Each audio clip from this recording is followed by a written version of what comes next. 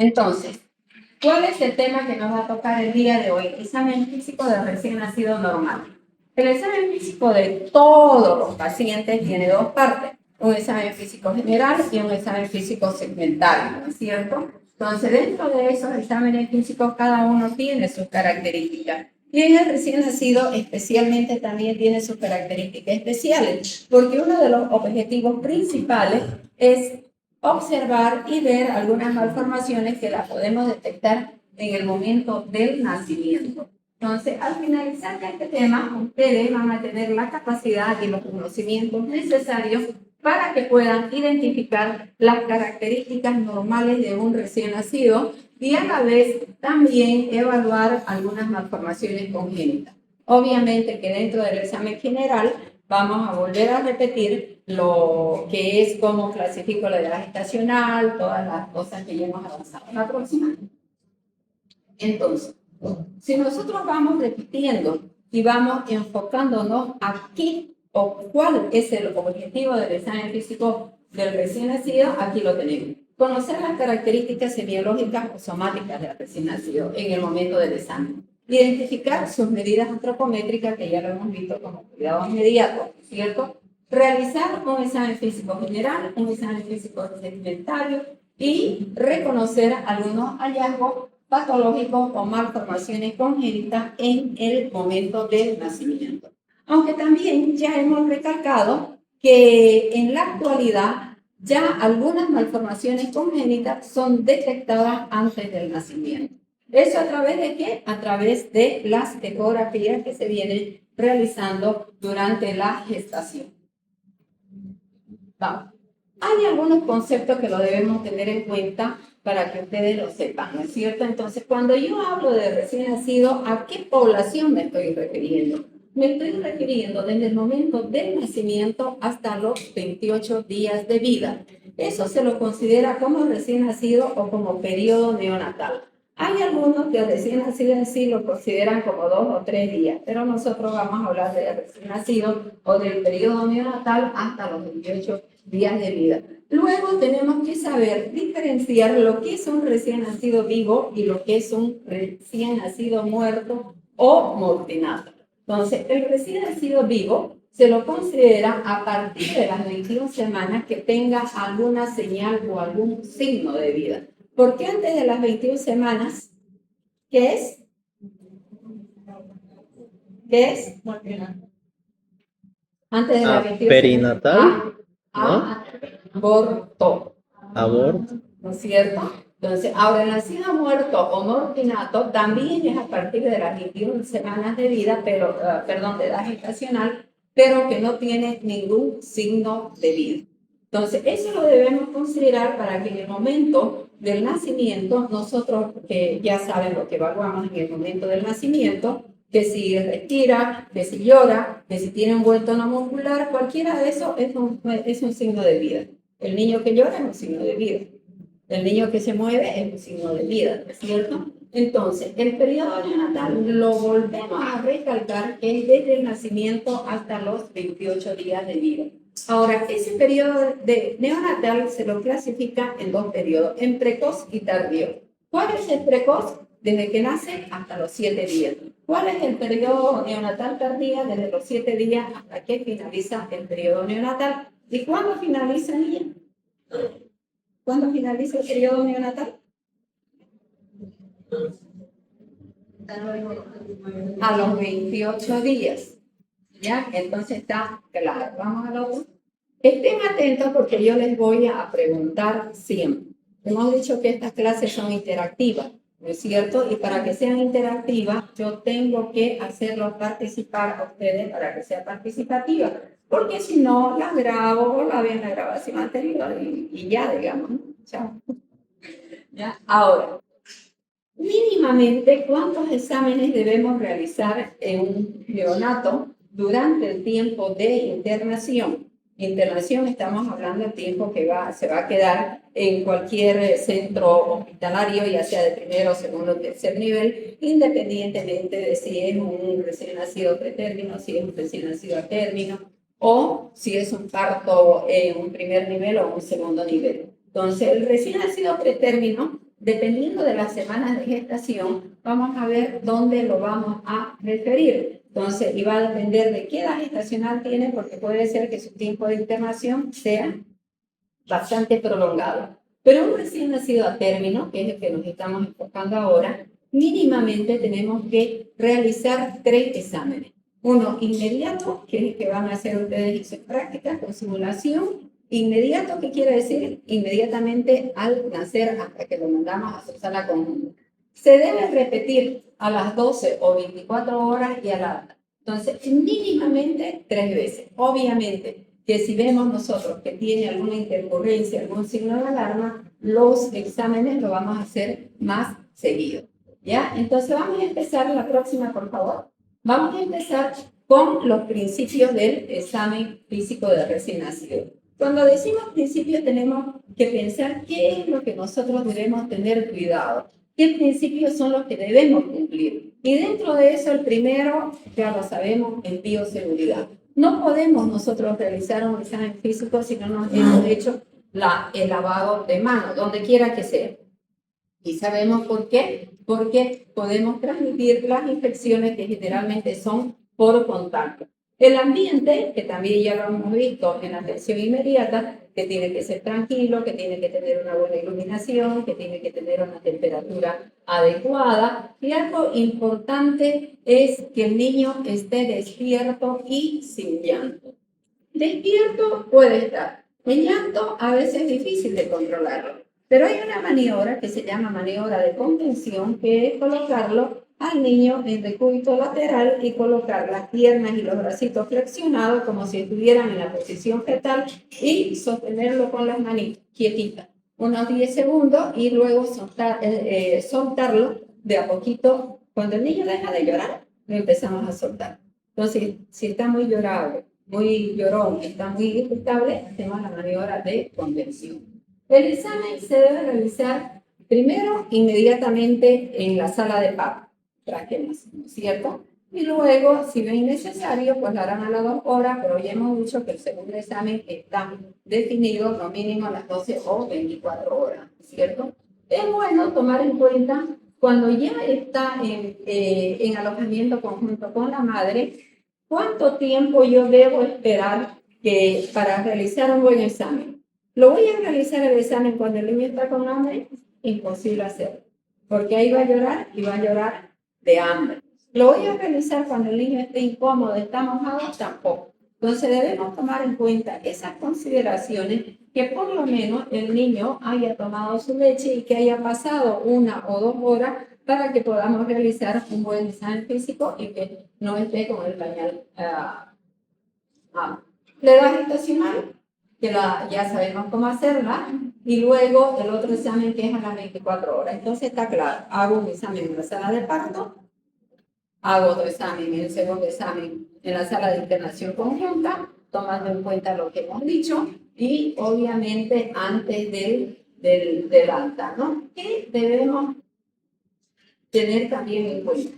Que el niño esté desnudo, tener mucho cuidado en lo que es la manipulación y el examen del niño, tiene que ser lenta, delicada, y el examen físico, lo que es la secuencia.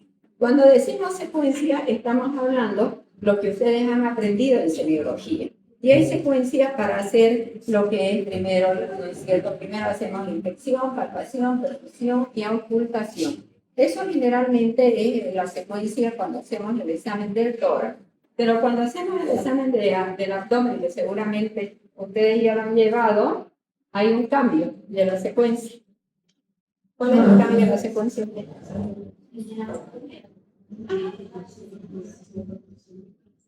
O es igual. Eso lo han llevado ustedes. O sea, en tórax yo voy a hacer eso: infección, palpación, percusión y ocultación. Pero cuando hago el examen del tórax, cambia la secuencia. ¿Quién lo sabe? Infección, ocultación, percusión y palpación. Entonces debemos cambiar la secuencia, ¿no es cierto? ¿Por qué? Porque la palpación va a significar que nosotros vamos a hacer de repente un poquito de movimiento más brusco y se van a poner molestos, más todavía se va a poner dolor abdominal, ¿no es cierto? La inspección es uno de los papeles más importantes. Entonces, yo les he dicho a ustedes que nosotros evaluamos un triángulo de evaluación pediátrica, ¿no es cierto? Que yo lo veo y tras que el niño puede hacer un diagnóstico si ese niño está grave o si no está grave, tan solo con observarlo, con hacer la inspección, ¿cierto? Entonces, se lo toma como que si fuera el papel más importante antes de entrar en contacto al recién nacido. Entonces, ver la actitud, ver cómo está, ver el color de piel y obviamente siempre, no solamente en el recién nacido, sino en todos los pacientes que son menores de edad, la presencia de los padres es obligatoria. No pueden realizar ustedes un examen físico si no está la madre o si no está el padre, a no ser que el paciente esté internado en una unidad de terapia intensiva, pero luego ya hacen lo que es el informe a la madre de lo que han encontrado cuando el paciente está internado. La próxima. ¿Qué consideraciones generales debemos tomar en cuenta? ¿No es cierto? Entonces, previamente al examen físico, si yo lo he recibido al niño, pero mañana no estoy, si yo lo he recibido al niño, sé todos los antecedentes, sé los factores de riesgo, lo sé porque es lo que hemos aprendido en la anterior clase. Pero, como en las instituciones públicas, a veces se trabaja por turno. Entonces, el que ha recibido el producto, al otro día no le toca turno y por ahí le toca al pediatra de sala. Entonces, antes de realizar un examen físico, se debe hacer la revisión del expediente clínico, ¿no es cierto? Y digo ustedes que hayamos sido los médicos que hemos recibido al neonato en la sala de parto, y yo voy a ir a las 24 horas, tengo que revisar el expediente clínico para ver qué es lo que ha sucedido en las últimas 24 horas, que también ya lo hemos hablado cuando estábamos hablando de lo que es el expediente clínico. Entonces, antecedentes maternos, control del embarazo, características del nacimiento, cómo fue la adaptación inmediata, Apgar, etcétera, ¿cierto? Ahora, ¿cuáles son los factores que influyen en el examen físico? Conciencia, alerta y llanto. Solamente para decirlo, si el paciente está llorando, la frecuencia cardíaca no va a estar dentro de lo esperado, va a estar más elevada, perfecto, ¿cierto? Entonces, y la característica, tratar de hacerlo de manera rápida y minuciosa. La próxima. Entonces, vamos a entrar ya al examen inmediato. ¿Qué es lo que vamos a hacer en el examen inmediato? Ya lo hemos visto, la vitalidad. Con la vitalidad del recién nacido, ¿qué es lo que estamos evaluando? Ya lo hemos visto. Todo esto ya lo hemos visto. Lo voy a pasar rápido. ¿Qué evaluamos? La vitalidad. ¿Qué evalúa la vitalidad? ¿Qué evalúa? Apgar El app. ¿Al cuánto tiempo evaluamos? al minuto y a los 5 Y a los minutos. 5 minutos, ¿cierto? ¿Y qué estamos haciendo cuando evaluamos el APGAR? Sí. La adaptación cardiopulmonar. Estamos evaluando la vitalidad del recién nacido. ¿Qué evaluamos en la edad gestacional? Semanas de embarazo. Las semanas de Edad gestación durante el embarazo. ¿No es cierto? Entonces, ¿qué tablas utilizamos? ¿Usted? La de la visita a cuadro. Esto ya lo hemos visto. Muy bien, por allá están. Está muy bien. Decirlo fuerte. Muy bien. Dígalo fuerte. Muy bien. ¿Y qué más? Capurro y Capurro evalúa edad gestacional. Solo. Y cuando evaluamos los dos parámetros de edad gestacional y peso, Luchenko Batalia. Luchenko Bataglia, ¿no es cierto? Antropometría, signos vitales, identificar algunas anomalías roseras. Entonces, este es el examen inmediato que se hace en ese momento. La próxima. Ya. Entonces, solamente ya lo hemos visto 1, 2, 3 veces. Creo que esta ya va a ser de repente en reanimación también lo vamos a volver a ver. Recordar lo que es el APGAR, que ya hemos dicho, que es un método objetivo y cuantitativo. ¿Objetivo por qué? ¿Por qué es objetivo? Es repasando. ¿Por qué es objetivo el penúltimo de la primera fila?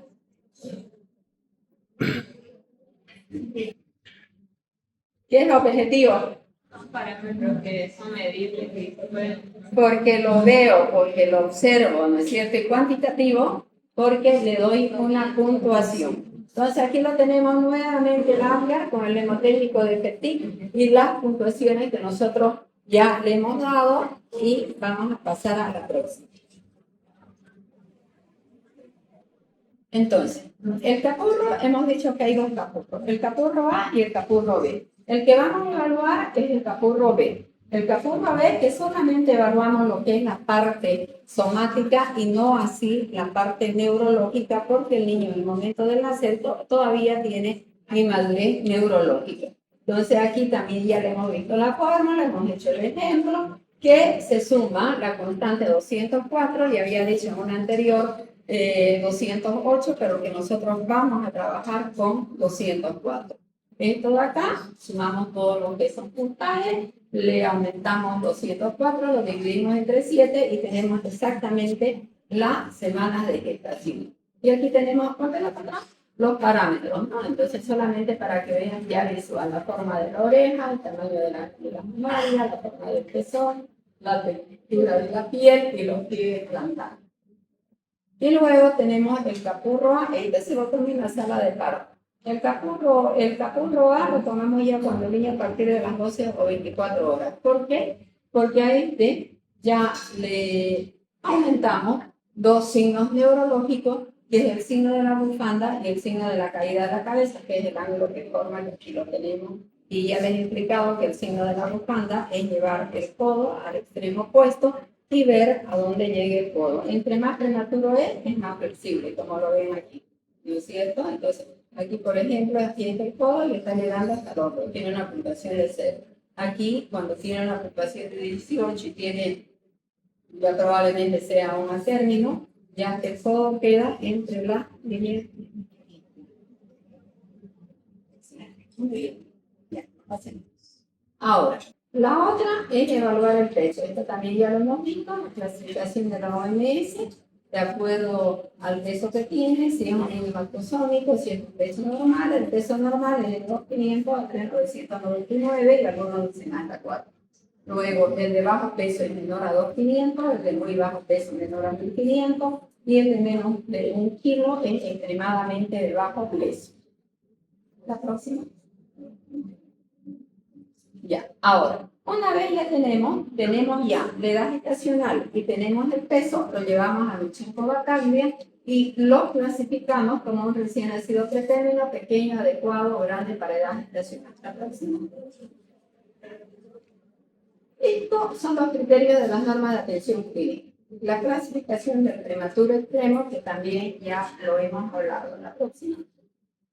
Aquí puedes tener a la próxima, igual es una repetición de lo que ya hemos hablado, y ya nosotros para clasificar y tomar las variables de edad, de peso y edad gestacional, utilizamos Lutsenko-Bataglia y este está con dos percentiles. Es volver a explicar, percentil 90 y percentil 10. Lo que cae dentro del percentil 10 y 90 es adecuado para edad gestacional, por debajo del percentil 10, pequeño para edad gestacional, y por encima grande para edad gestacional. Y aquí tenemos los pretérminos, menor de 37 semanas, de 37 a 42 términos y posterior a las 42 a la próxima.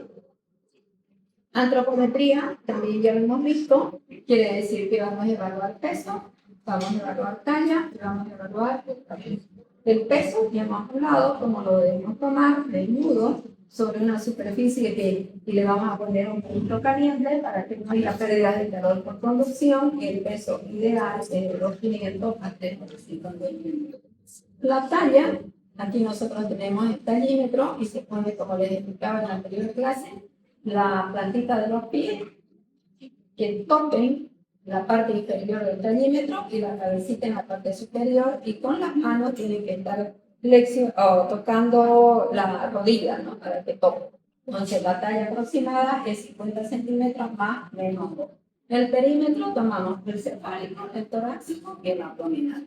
El perímetro cefálico, que también ya les expliqué la fórmula de cuál es lo que yo espero, de acuerdo a la talla, y promedio 35 centímetros, la medida ya lo hemos explicado, es la parte más proveniente de la circuncisión, el área de siempre el punto cero, y ya lo hemos explicado en la anterior clase, es el área de empezamos la clase.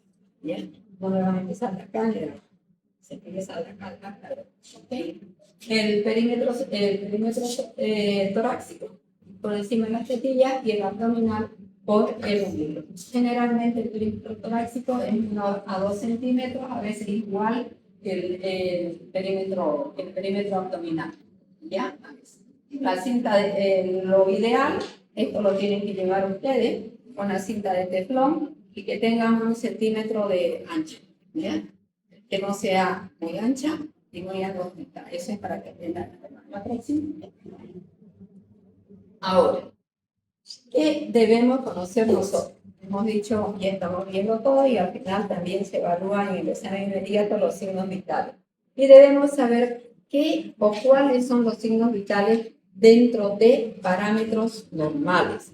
Entonces, tenemos la frecuencia cardíaca que es de 120 a 160. Puede haber variaciones, puede aumentar con el llanto, disminuir el periodo de sueño, la frecuencia respiratoria de 40 a 60. Esto es en un recién nacido, en la etapa neonatal. Obviamente que cuando ya van creciendo, la frecuencia cardíaca y la frecuencia respiratoria van disminuyendo. La temperatura 36,5 a 37,5, la presión sistólica de 66 a 70 y la diastólica 44 a 41. Todo va a depender, hay una tablita que es para la presión que va a depender del peso y de la edad. La saturación que la vamos a medir, tenemos acá, que también lo vamos a llevar en reanimación, que es variante. No esperemos que al primer minuto de vida esté saturando 90-95. Al primer minuto de vida satura 60%. Cuando ustedes estén haciendo las prácticas y le tomen la saturación al primer minuto, no van a decir 90, sino lo esperado, ¿cierto? Entonces va aumentando de 5 en 5, al segundo minuto 65, 70, 75, y más o menos a los 10 minutos de vida llega ya a 95% de la saturación de oxígeno. Entonces, con esto más o menos ya hemos hecho lo que es así, de manera rápida, el examen físico inmediato. Luego comenzamos a hacer en su cunita, con buena iluminación, con una temperatura adecuada, el examen. Aquí se los he puesto como 12 a 24 horas, pero ese mismo examen lo van a hacer ustedes, pero más rápido, sino más ágil en la sala de parto. Entonces, ¿qué es lo que hacemos? Inspección general, actitud de recién nacido. Hay algo que se hacía antiguamente y aquí está, es colocar la sonda orogástrica y la sonda rectal. ¿Para qué se imagina que se colocaba antiguamente la sonda orogástrica y la sonda rectal? La última de esta fila. La última, de poner a hacer esto. ¿Por qué se te ocurre que tendría que poner una sonda rectal o una sonda orogástrica?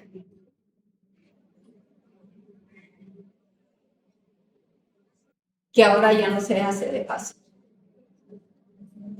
Se hace si tiene indicaciones. ¿Quién sabe?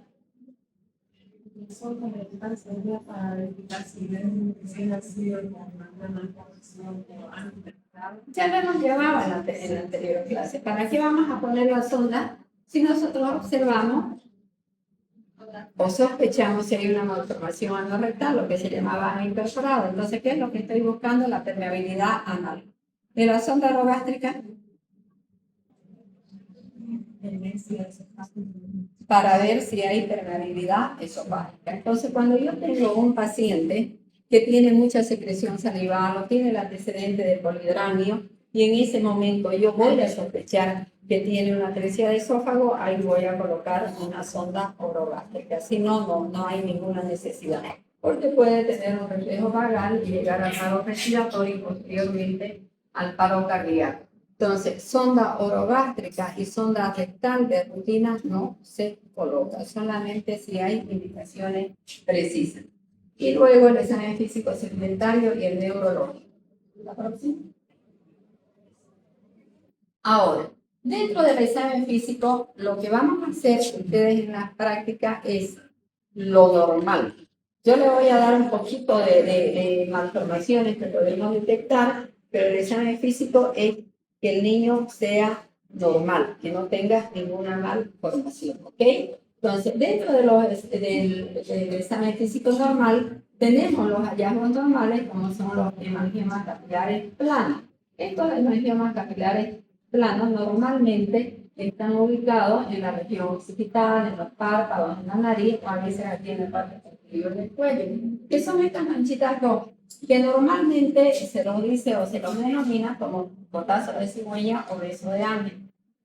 ¿Por qué? Porque dicen que es la cigüeña, el cuentito de la cigüeña, ¿no? Que es la cigüeña la que lo trae, se lo da a la madre, entonces el besito ahí lo alza de ahí, va y se lo deja, entonces queda con esa manchita roja, ¿no?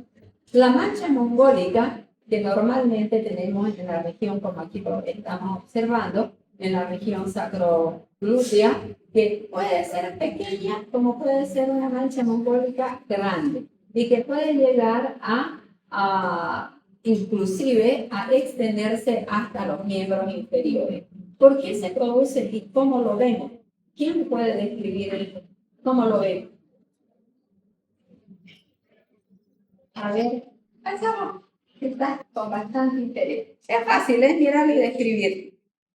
¿Qué mira?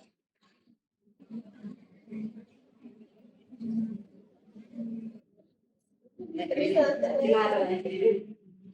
Se ve una mancha Ya. oscurecida, ¿De qué color?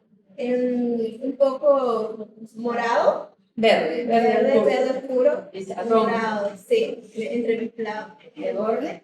Difuso. De orden irregular. Cuando hacemos la descripción de algún tipo de lesión, lo que primero vemos es la localización. Entonces, ¿dónde está localizada? En la región sacro-occipital. ¿Qué es lo que vemos? Los bordes, que son irregulares. Y luego vemos el color, ¿cierto? Entonces, si se fijan, no es bien redondito, no es cuadradito, sino fíjense cómo va extendiéndose. ¿Y por qué se forma esto? Aquí está bien claro. Detención de melanocitos en su migración desde la cresta neural a la capa basal del epidermis. Entonces, esa es la causa por la que se forma la mancha mongólica. La próxima. Luego, seguimos nosotros con hallazgos normales. Y es importante que lo identifiquemos, porque puede ser que la madre sea primitiva y le va a decir, mire, ¿qué le pasó? Seguramente le dieron un palmazo cuando nació para que llore bastante fuerte y hizo un hematoma. Ustedes le tienen que explicar qué es, que no es un hematoma, ¿cierto? Luego tenemos dentro de otros hallazgos normales, esto de acá que dicen que es muy bueno para la piel, inclusive en la maternidad lo sacan y lo ponen y lo sacaban en este cosa, ¿no? Y después te lo da a hacerte la mascarilla, ¿ya? Las creencias y las culturas, ¿no? Entonces, esto de acá es el unto sebáceo y verniz gaseoso, pues si nosotros lo vemos, puede estar en diferentes lugares, generalmente está en la parte dorsal, y son sustancias blanquecinas, grasosas y densas, como una crema realmente, ¿no es cierto? Y esto es por las secreciones de las glándulas sebáceas y células epiteliales descamadas del mismo pelo. Esto generalmente desaparece con el primer baño, es fácil sacar. Y además hay otra cosa que es importante saber que generalmente es más visible en los prematuros, los niños maduros.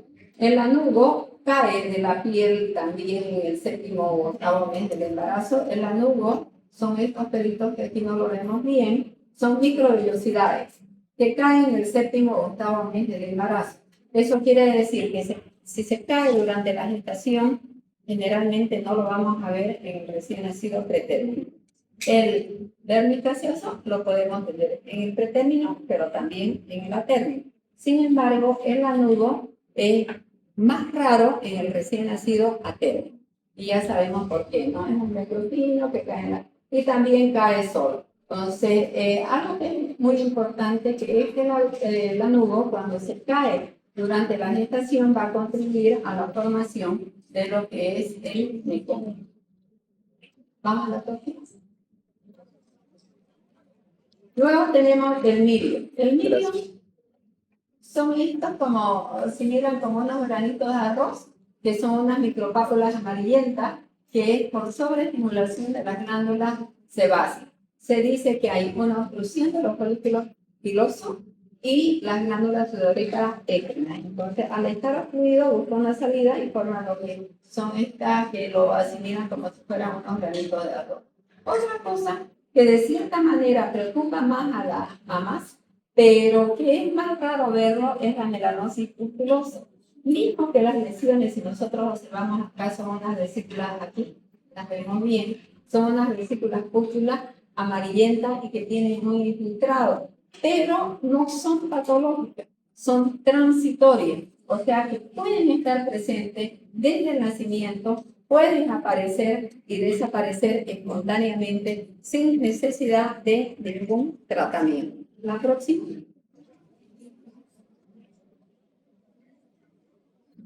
Seguimos entonces con los fenómenos, perdón, con los hallazgos normales y tenemos el más común, el eritema tóxico. El eritema tóxico de recién nacido es como si similar a un rash, como que si fuera una urticaria, como que si fuera una alergia, que muchas veces se la confunde. ¿Por qué? Porque aquí lo vemos.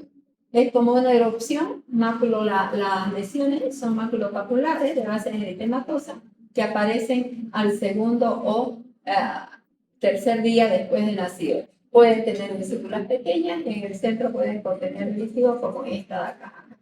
Acá tenemos una base eritematosa, cita rojita, y aquí tenemos ya la vesícula pequeñita, ¿no? Entonces desaparece en la primera semana. Se atribuye que puede ser, no nace el niño con eritema tóxico, lo adquiere al primero, segundo día o tercero. Entonces, al contacto con fibras de ropa o generalmente respeta las palmas y las plantas y es más frecuente tenerlo en la carita y el ojo. La próxima. Ahora, los fenómenos parafisiológicos tampoco son patológicos, tampoco son anormalidades. Estos fenómenos parafisiológicos son los que aparecen en los primeros días de vida. Y ahí tenemos los hemidrios, el eritema tóxico y luego tenemos la ictericia. La ictericia es la ictericia que es fisiológica y no patológica. La patológica es aquella que aparece en las primeras 24 horas, cuando hablemos de ictericia. Y la ictericia fisiológica es la que aparece a partir del segundo día de vida, ¿no es cierto? Y tiene sus parámetros para considerarlo fisiológica, que después va a desaparecer espontáneamente. La próxima. Ahora, vamos a nombrar lo que son ya los hallazgos anormales, lo que podríamos nosotros o debemos considerar como patológico. Primero, la rubicundez intensa, la policitemia, la ictericia, pero ya hemos dicho, la ictericia que se presenta en las primeras 24 horas. Cuando hablamos nosotros de ictericia, aquí tenemos un niño ictérico, la ictericia se clasifica de acuerdo a las zonas de extensión. Entonces, y se denomina esa tabla, se denomina Kramer. Aquí estamos con Kramer 1, lo primero que se ve es el rostro, y con ese rostro ya tenemos las bilirrubinas totales aumentadas, que para que se pueda hacer visible, para que nosotros la podamos observar, tiene que tener por lo menos unos 6 miligramos de bilirrubina. Entonces, ya nosotros estamos diciendo dos cosas. Aparece ante las 24 horas. Se la evalúa a través del cráneo, que evalúa las zonas de extensión de la ictericia. Y obviamente que la ictericia se hace visible a partir de los 6 miligramos y ahí va aumentando de a poco. No es que nace y sea, o lo vemos y lo observamos todo amarillo. Eso va aumentando de forma progresiva. Podemos encontrar cianosis generalizada, como lo estamos observando aquí, y esa cianosis siempre vamos a tener que descartar una cardiopatía. ¿No es cierto? Entonces hay que apuntar foco cardíaco, el aórtico, el mitral y ver qué tipo de soplo es. La palidez, anemia, hipovolemia, shock, enfermedad hemolítica. La causa de la ictericia precoz o la ictericia patológica en las primeras 24 horas, la causa más frecuente es la enfermedad hemolítica. Cuando hablamos de enfermedad hemolítica, estamos hablando de la destrucción de los glóbulos rojos. Y eso nos va a llevar, ¿y por qué va a ser? Porque hay una incompatibilidad entre la madre, el grupo y el factor de la madre y el niño. Entonces, una de las causas más graves, pero menos frecuente, es la incompatibilidad de RH. Entonces, la madre tiene un RH negativo, no ha sido diagnosticada a tiempo, el niño tiene un RH positivo y va a haber intercambio de anticuerpos y el niño se nos va a teñir. Entonces, esa es la enfermedad hemolítica. El tinte verdoso cuando el niño ha sido impregnado de meconio. Si el niño ha entrado en un estrés fetal, ya no se dice sufrimiento fetal, sino alteración del bienestar del bebé, entonces ha defecado dentro del útero, entonces se puede teñir de un color verde cortito que está impregnado de meconio. ¿Cierto? La próxima. Ahora, vamos a entrar en el examen físico segmentario. En el examen físico segmentario debemos tomar en cuenta que todo examen se hace de arriba para abajo. Y ese examen se llama céfalo caudal. ¿Ya? Pasamos a la próxima. Entonces, ¿qué quiere decir? Que vamos a empezar examinando la cabeza. Y siempre viendo lo normal. Y después haciendo unos tópicos de lo que podríamos encontrar de patología. Entonces, en la cabecita lo que observamos es el cráneo, nos vamos con el cráneo. En el cráneo vamos a ver las suturas y luego la fontanela. Las suturas tenemos la sutura metópica, que es esta de acá, que divide el frontal en dos partes, izquierda y derecha, no es que hayan dos huesos, no se consolidan. ¿Ya? Y luego tenemos la sutura coronaria, que es la que divide el parietal del frontal, la sutura landoidea y la sutura sagital, que es la que divide los dos parietales. Luego nosotros palpamos y vemos cómo están las suturas, si están superpuestas o si están, generalmente si hay diástasis de sutura. Cuando hay diástasis de sutura yo voy a encontrar que el video va a entrar y van a estar abiertas. Entonces si hay una sutura abierta que entra a mi dedo, está más de 0.5 o 2 centímetros, debo pensar que su cerebrito está más grande, que hay una hidrocefalia, o si está encabalgada, que hay una microcefalia, me voy a ir a ver el perímetro cefálico. Y examinar la fontanela. Dentro de la fontanela, en este caso nos ocupamos de las dos fontanelas, las más importantes, la fontanela anterior y la fontanela posterior. La fontanela anterior se denomina brecmatic. Tiene la forma, como lo ven ahí, de un rombo. Y mide generalmente 1 por 3 o 1 por 4 centímetros. Y es normotensa. Entonces yo palpo la fontanela que está abierta y esa fontanela abierta está en la unión de la sutura metópica con la sutura coronaria y la sutura parietal. Es esta de acá, esa forma de romboide. Entonces voy a ver la tensión. Si está normotensa, perfecto. Si tiene esa medida, perfecta. Pero si yo tengo una fontanela amplia, grande, tengo que descartar un hipotiroidismo, porque una de las características de la fontanela amplia es un hipotiroidismo. Si yo tengo una fontanela abombada, está en una hipertensión endocraniana, puede ser por un proceso infeccioso, como una meningitis, y si yo tengo la fontanela deprimida, puede ser que esté el paciente deshidratado. Generalmente esta fontanela se cierra a los 18 meses, hasta los 18 meses. La fontanela posterior ya es de triángulo, es un triangulito, que a veces puede estar solamente tener una fontanela puntiforme o a veces medir hasta 1 centímetro y se cierra hasta los 2 meses. Entonces es importante que dentro del examen físico ustedes vayan a buscar esas estructuras y ver las medidas, lo que tienen que medir la próxima y definir. Ahora, ¿podemos encontrar algunas anormalidades en el cráneo? Sí, podemos. Como es el caso sucedáneo, que algunos no lo toman como una normalidad, algunos lo toman como que si fuera normal.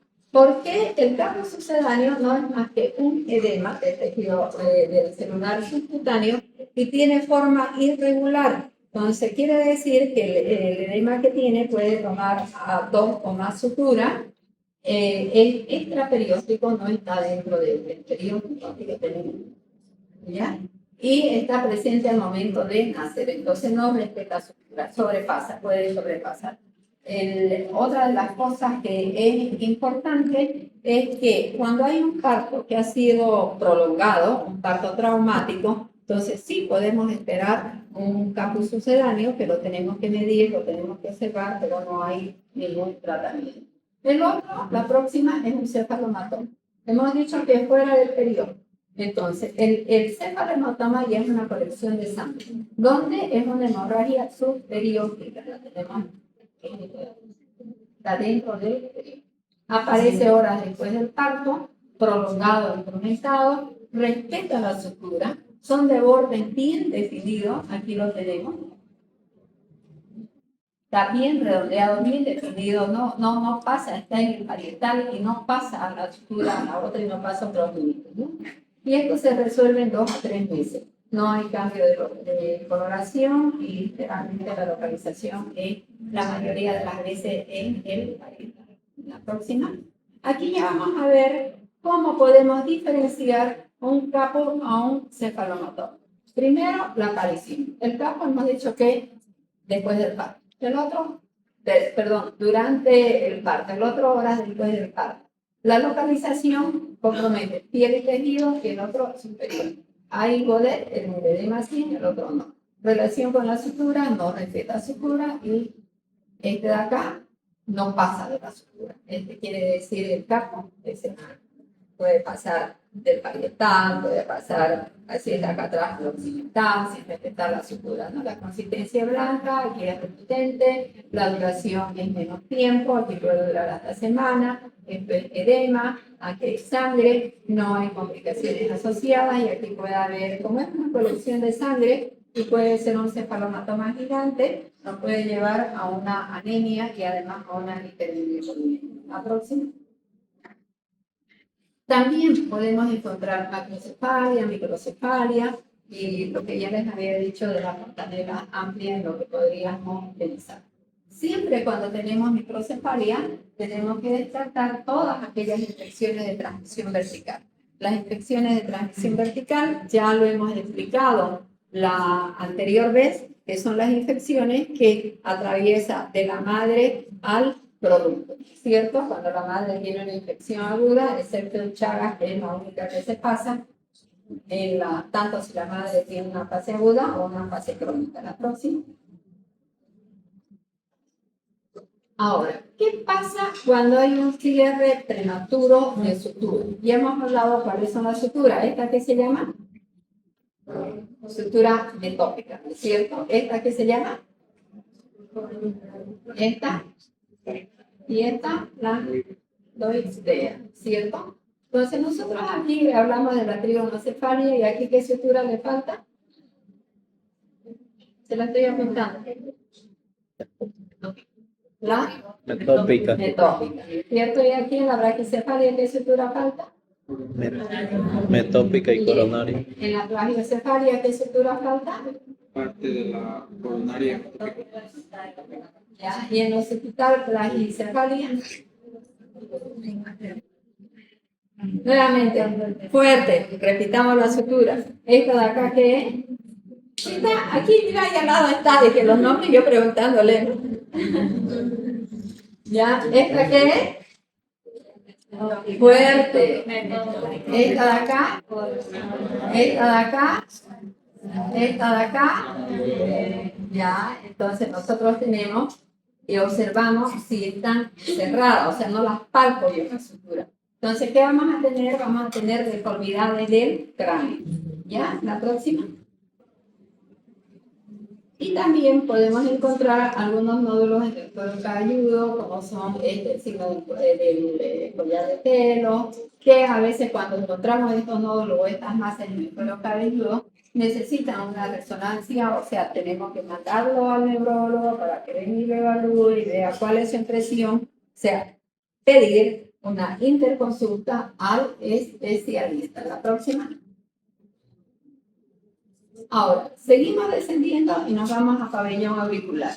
El pabellón auricular tiene que ser simétrico, tiene que estar en el tercio superior del pabellón por encima de la línea imaginaria que pasa por el ángulo. Entonces aquí nosotros trazamos una línea imaginaria del ángulo externo hasta este o normal.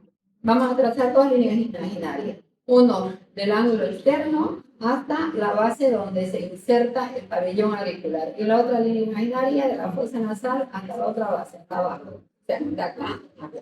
Y la otra de acá a acá. Ya, ahora, tendrían que ser simétricos. El pabellón tendría que estar íntegro. ¿Podemos encontrar anormalidades? Podemos. ¿Qué podemos encontrar? Una implantación baja del pabellón. La próxima, una implantación baja del pabellón auricular, que lo vamos a ver en la próxima, que eso nos va a sugerir alguna patología.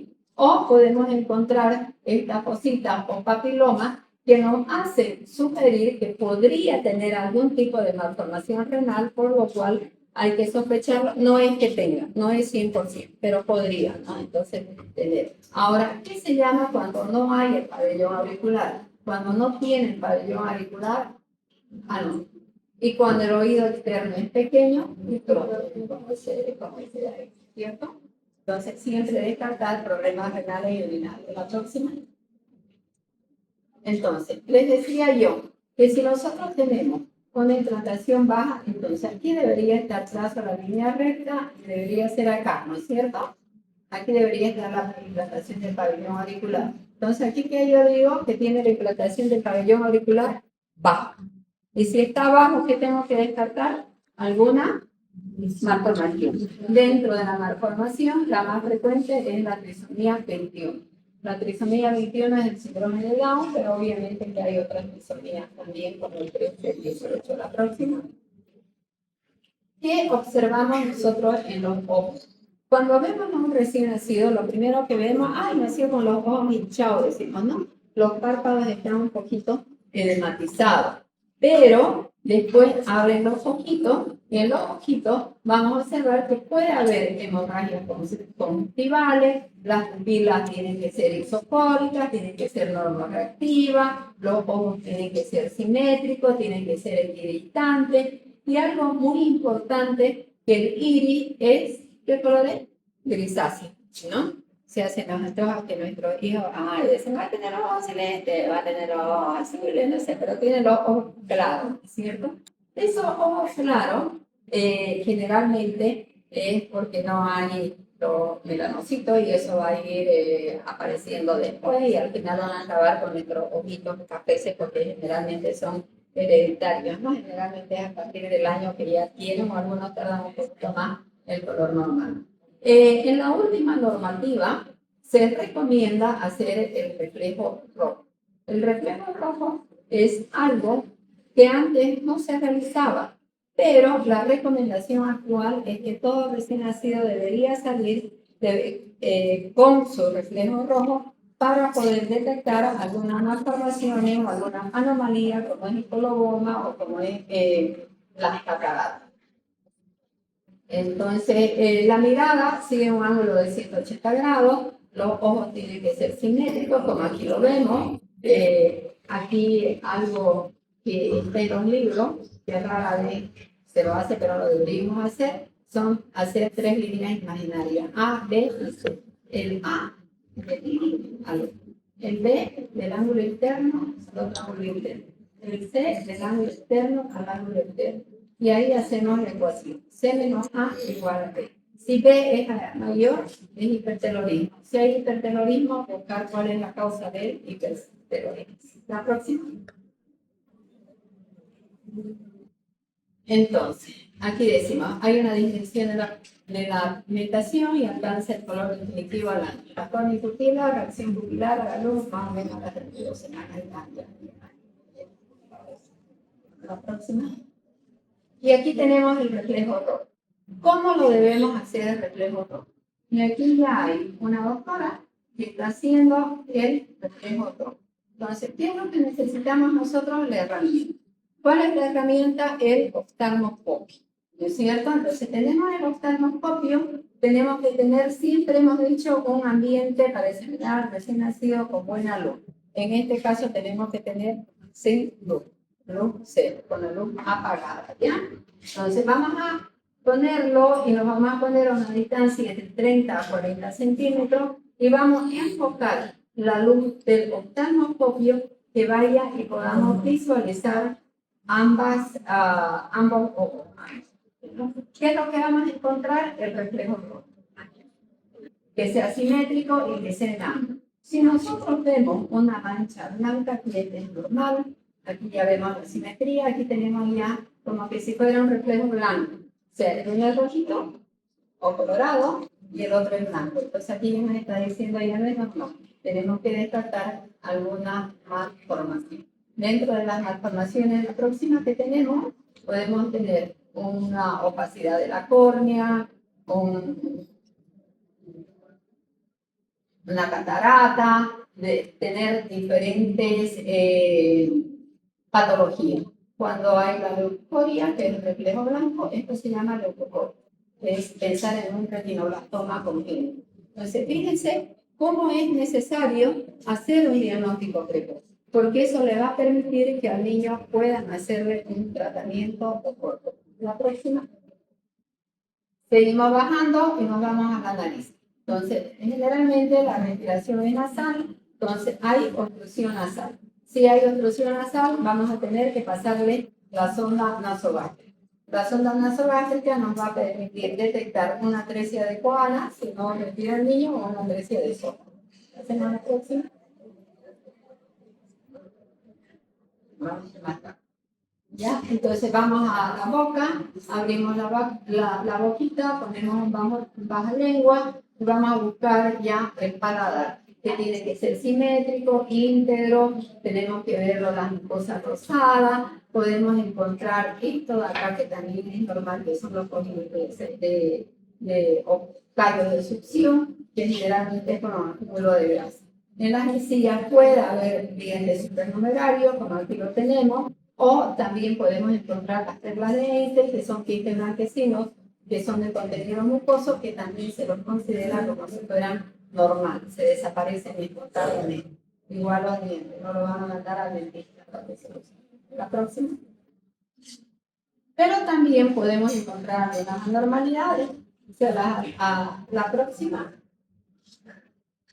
Las anormalidades son las fisuras del labio, fisuras palatinas.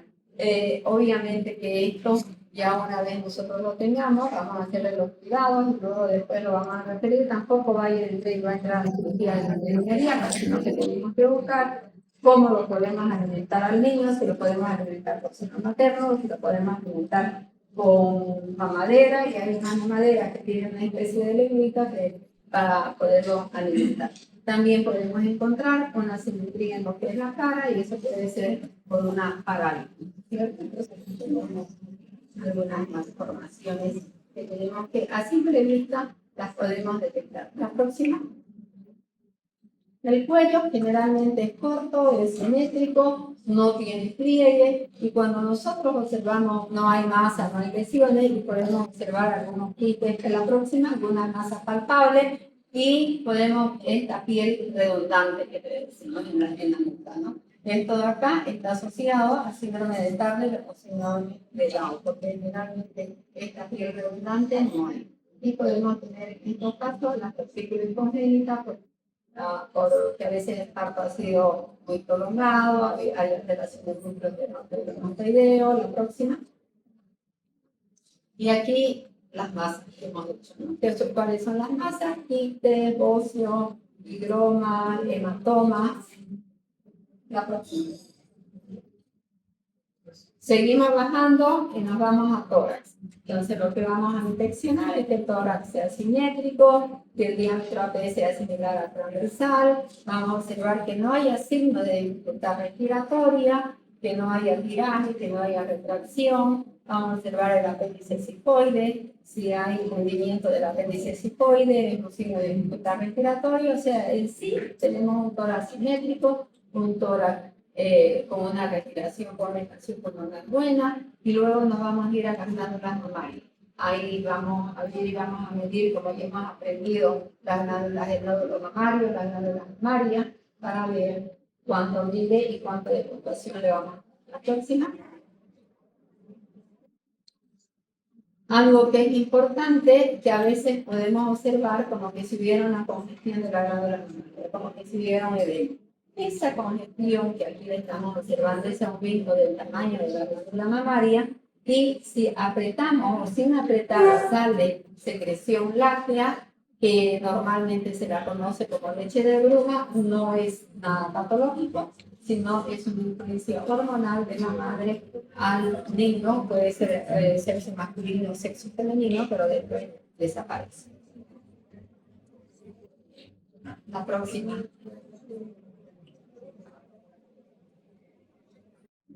Ahora, ¿qué podemos encontrar? Fractura de clavícula, especialmente si el parto ha sido traumático. Entonces, si nosotros tenemos fractura de clavícula, lo que vamos a sentir es como un crédito cuando palpamos la clavícula. Y obviamente vamos a tener un desnivel, una simetría Y cuando ya lleguemos a la parte de los reflejos, vamos a tener reflejos más normales, ¿no? Va a haber irritabilidad, el niño va a llorar mucho y el reflejo de Moro que va a ser así. La próxima. Hay diferentes tipos de TORA que son los llevados de Inseni, el pectocarinato, el tabaco, que son congénitos. No puede haber hipoplasia o asfixia del pectoral mayor, puede estar el terrorismo de las glándulas mamarias, los pezones separados, eso nos hace también pensar en síndrome de Turner, tórax pequeño. Entonces, tenemos que observar todo aquello que no lo considero. Primero estamos aprendiendo lo normal. Y luego ya ver todo lo que nos impresiona como anormal, buscar ya la causa por qué lo que. Y ahí seguimos viendo y nos bajamos abdomen. ¿Cómo es el abdomen? ¿Qué encontramos en el abdomen del recién nacido? Primero, que el abdomen es cilíndrico, es globoso y tenemos el cordón umbilical.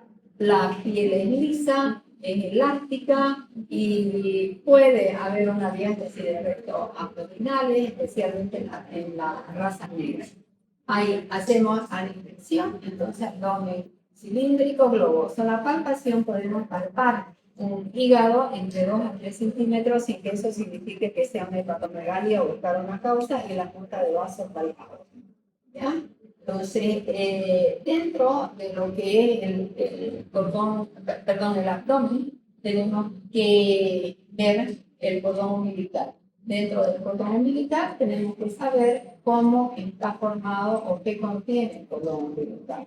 Entonces, en el momento de cortar y antes de ponerle el clan, tenemos que verificar que tenga 2 arterias umbilicales y una vena. Cuando canalizamos, el paciente por algún motivo se va a quedar internado, lo que canalizamos es la vena. Generalmente la vena está en la parte central, ahora 12, está arribita, bien, ahora 12 para que nosotros la podamos canalizar.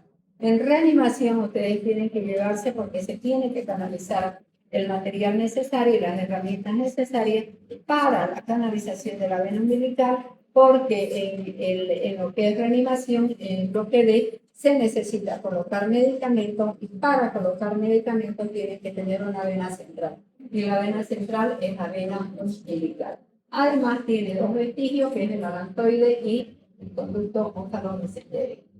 Entonces, esto de acá, los equivalentes anatómicos en la edad adulta, la vena umbilical va a formar ligamento redondo, la arteria umbilical, el ligamento umbilical lateral, el alantoide es el duraco y el conducto óncalo-mesentérico y el divertículo de Leydig.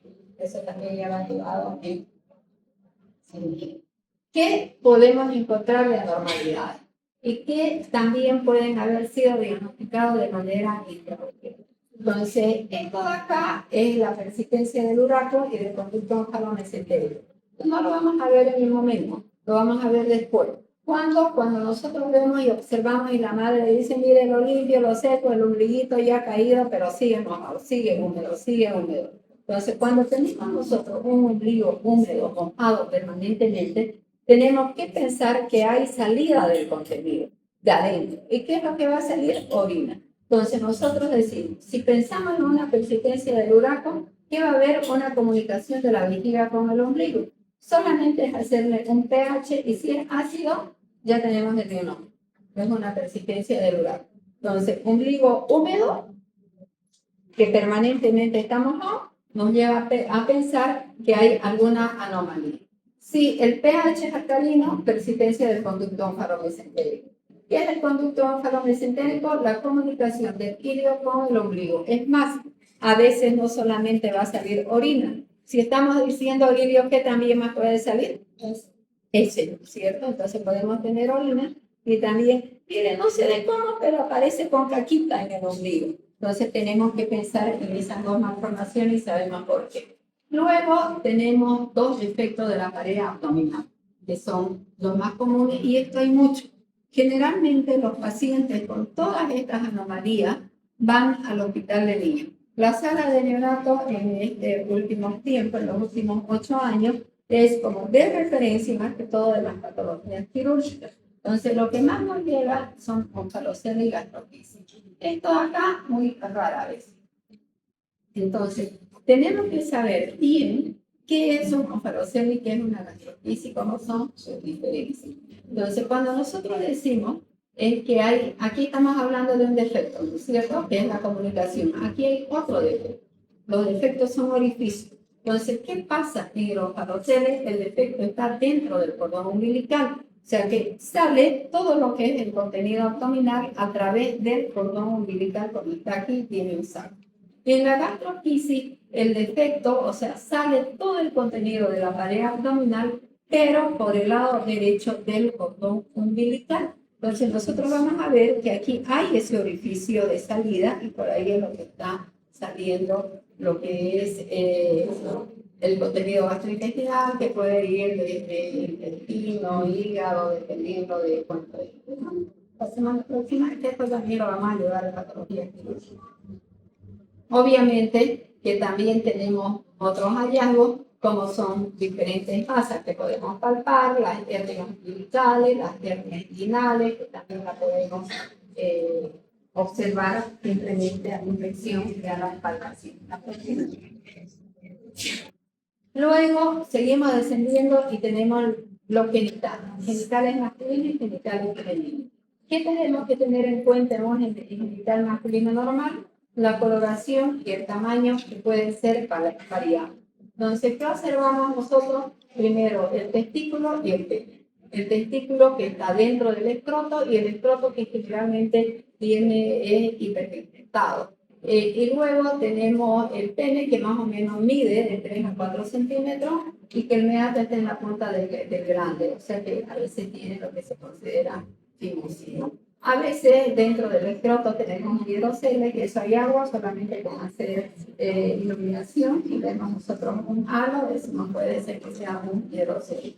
Los genitales femeninos, generalmente la vulva está entreabierta, el meato uretral está por debajo del clítoris, el clítoris mide 1 centímetro de longitud y el orificio vaginal está cubierto por el hilo. Ahora, ¿qué es lo que podemos encontrar? Esta secreción. Un flujo blanquecino, otras veces un flujo sanguíneo. Eso de ahí es por influencia hormonal materna. Entonces, todo eso ustedes se lo tienen que explicar a la madre, porque la madre se va a preocupar de ver que la niña está o está con esa sangrecita o con esa secreción. La próxima, por favor. Seguimos nosotros ahora ya viendo qué podemos encontrar de anormalidades. Y dentro de lo que son los genitales, podemos hablar nosotros de dos cosas o dos malformaciones importantes, la hipospadia y la hipospadia. Aquí cuando hablamos de hipospadia estamos viendo que la uretra está en la parte ventral y hipospadia en la parte dorsal, o sea que el niño orina para abajo o orina para arriba, ¿no es cierto? Y esto también es frecuente. Los genitales ambiguos, aquí, como vemos, aquí fíjense, estamos viendo un genital ambiguo, como que si fueran los testículos, pero es como que si fueran los labios mayores, ¿no? Las hiperplasias suprarrenales. La próxima. Lo más frecuente son las epispadias y los hipospadias, ¿ya? Y luego tenemos ya, nos vamos en la parte posterior y vamos a examinar la columna. Entonces, en la columna, normalmente le damos el circuito ventral, y vemos nosotros que el eje es dorso ventral y lateral, es rectángulo, ¿cierto? Podemos tener algunas anormalidades, podemos, como cuáles, la espina bífida. La espina bífida, que son defectos, así como teníamos defectos de la pared abdominal, también hay defectos del tubo neural. Y ahí tenemos la espina bífida oculta, el meningocele y el mielomeningocele. ¿Cuál es la diferencia? Que la oculta no la vamos a ver, la oculta. El meningocele, vamos a tener aquí ya, aquí es el orificio, aquí es la salida, ¿no? Hay salida, pero no va a haber médula, solamente vamos a observar un saco. Y en el mielomeningocele sí hay salida y vamos a tener nervios y médula en final. Y puede haber alguna cosita. La próxima. Entonces, aquí tenemos la diferencia entre lo que es la espina bífida, lo que es el meningocele y el mielomeningocele. Más o menos de acuerdo a lo que hemos hablado, ¿cierto?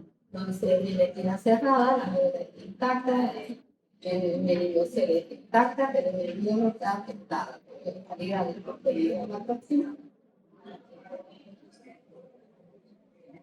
Nos vamos a extremidades.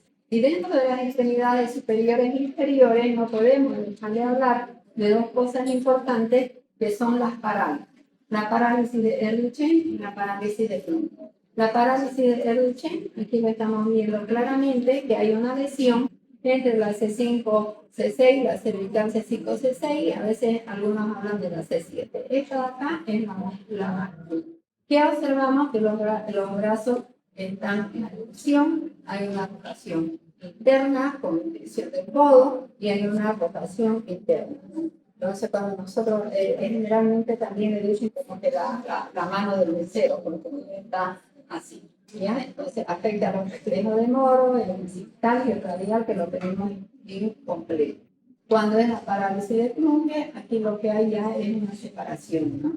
Entonces, aquí lo que tenemos ya es una separación, que es del bracito al cuerpito, y lo que está afectado es la C8, la dorsal y la torácica, donde afecta a los músculos intrínsecos de la mano, movimiento voluntario de mano, y la mano está paralítica, la mano no se mueve y a veces está un poquito sin nota. Y aquí lo que no termina es el reflejo de solución. La próxima.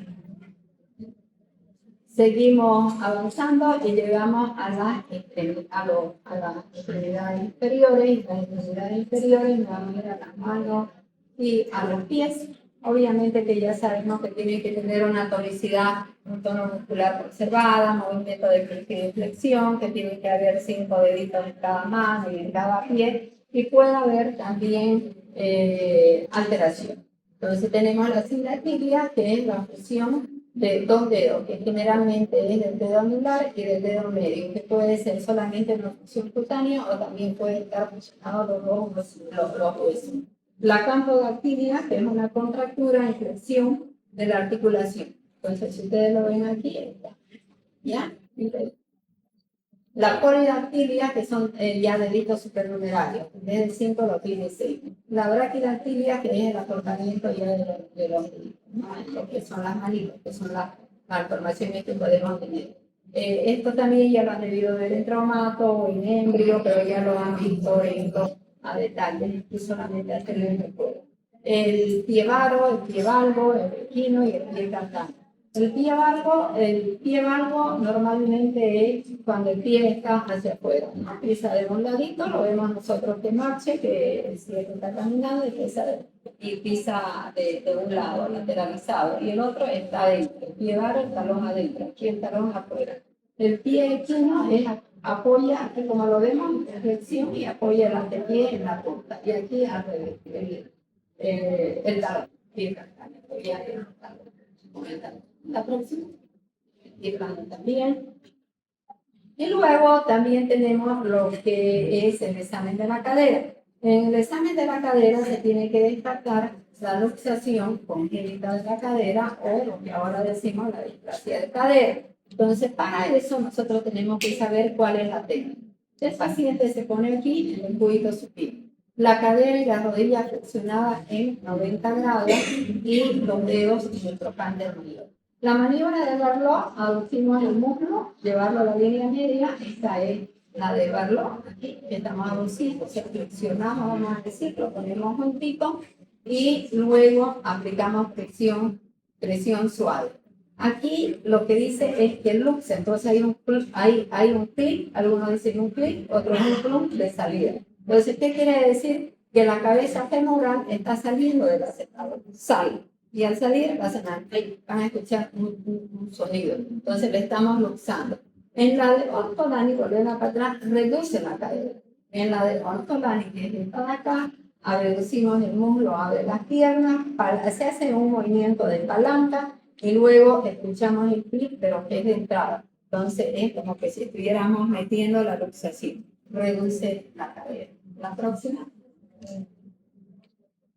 La exploración neurológica, estamos hablando siempre de la parte neurológica, que es la actitud del niño con el medio, la parte motora es aquella que regula lo que son los movimientos. La próxima, la fuerza. Dentro de los reflejos, ya vamos a acabar, tenemos los reflejos arcaicos o primitivos. Dentro de los reflejos arcaicos tenemos el laderal, de la búsqueda, de succión, prensión, marcha, moro y tónico cervical. Estos reflejos también van a tomarlo. El simulador no responde, pero ustedes tienen que decir qué es lo que cuenta, como que el niño estuviera respondiendo. Ideal sería un simulador que uno lo vea, lo toque y que haga, pero nuestro simulador no responde y ustedes sí lo tienen que tomar. Entonces el reflejo labelar es tocar la labela y el niño va a hacer un movimiento de los ojos. El reflejo de la búsqueda, a ver dónde lo tenemos, aquí. El reflejo de la búsqueda se estimula el auricular externo y el niño va a volcar al lado estimulado. El reflejo de succión con cualquier objeto, nosotros que generalmente lo hacemos con el dedo, colocamos, entonces los reflejos son una respuesta a un estímulo. Entonces yo tengo que estimular de cierta manera. En el de la búsqueda, estimulo. En el de succión, coloco el dedito en la boca y el niño inmediatamente me va a empezar a succionar. El reflejo de succión, por ejemplo, aparece entre las 32 y 34 semanas de gestación. Entonces, un prematuro no puedo, de 30 semanas no le puedo dar leche por succión, porque no tiene el reflejo todavía establecido. El reflejo de la marcha, que es este de acá, lo voy a poner en una superficie plana, que él toque los piecitos de la superficie plana, lo voy a sostener de la parte posterior con mis dos manos sobre el tórax y él va a comenzar a dar pasito. El reflejo tónico cervical, aquí. El reflejo tónico cervical, el niño va a estar en el decúbito dorsal, voy a lateralizar la cabeza acá. Hago un movimiento rápido, lateralizo a un lado durante 10 a 15 segundos y él me va a hacer este movimiento. Que tiene extensión al lado que se ha estimulado y flexión al otro brazo se lo denomina el signo del espadachín. Y el reflejo de Moro, que es el reflejo de los 3 tiempos, que le digo yo. Les explico, es como que pasarlo a la próxima, es como ir al aeropuerto. Entonces, el reflejo de Moro, ¿cuál es el estímulo? Que yo lo voy a poner en inestabilidad. Para pasarlo a la próxima. Estábamos hablando del reflejo de Moro.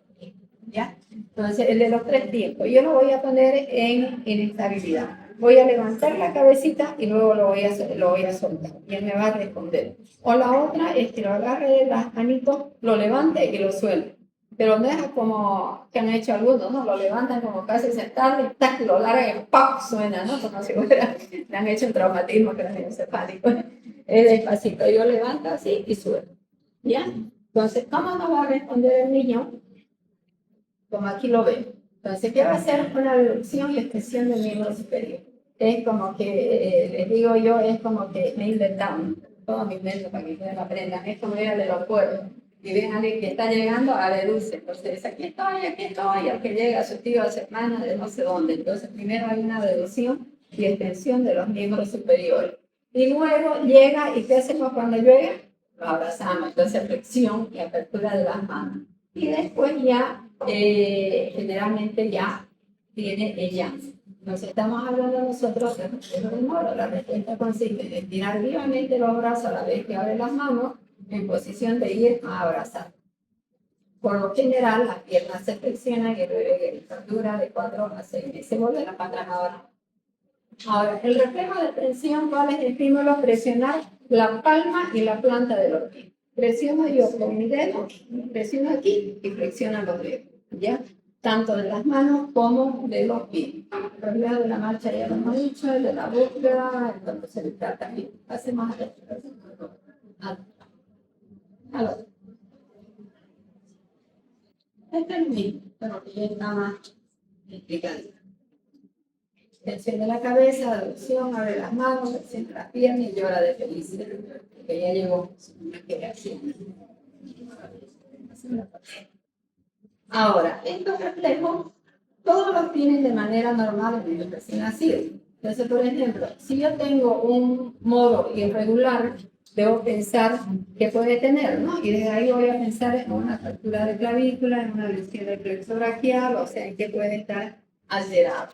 Y la edad de desaparición tampoco es que les va a durar todas los meses, no es que yo lo voy a poner a Camila acá y voy a saltar y él va a entender más cosas, no tiene su tiempo de desaparecer. Entonces, demoro 4 y 6 meses, de la marcha 2 o 3 meses, palmar a los 3 meses, el plantar de 9 a 10, el tónico local de 4 a 6 y el de la boca a los 3 meses.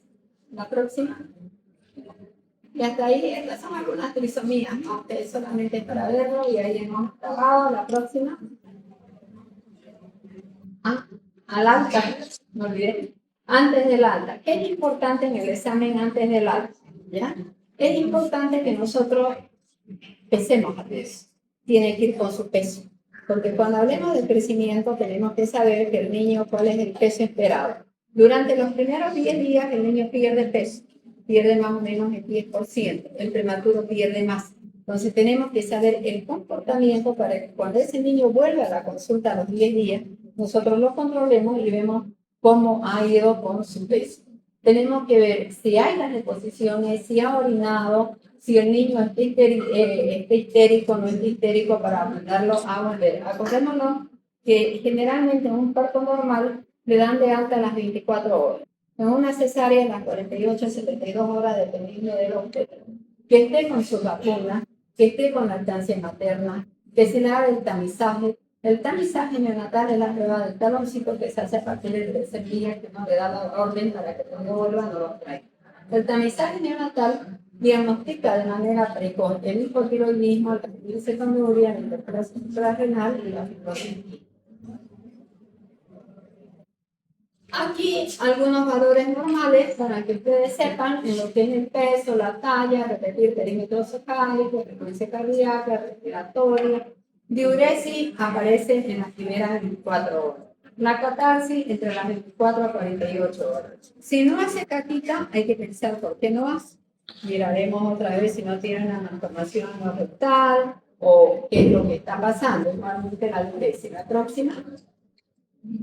Meconium, ver el aspecto, el color, la piel, si está histérico, si está rosado, si hay salida de cortisol lácteo, el peso, que era lo que te decía, hay descenso hasta los 10 días, el 10% de materno, hasta el 20% de prematuro, el ombligo, mantenerlo seco, limpio y ver si está o no está mojado. Ya es. La próxima. Y aquí tenemos nosotros los valores normales que esperamos en un examen de sangre. Cuando pedimos un examen de sangre tenemos que saber, no es de rutina que se pida. De rutina se pide un grupifactor a todos los recién nacidos, pero algunos le piden un hemograma. ¿No es cierto? Entonces, saber cuánto es el valor normal de la hemoglobina, del hematocrito, del recuento de reticulocitos y esto de acá, los leucocitos. Generalmente en el recién nacido hay una leucocituria, o sea que están elevados, leucocitosis, perdón, que están elevados los leucocitos y pueden llegar a 30.000 por milímetro cúbico sin que eso signifique que tenga alguna patología. Estos son los porcentajes ya de las fórmulas jóvenes. Obviamente que no tenemos aquí fórmulas jóvenes, sino tenemos los estrógenos, los leucocitos y los maduros, los restos de plaqueta y el día 12.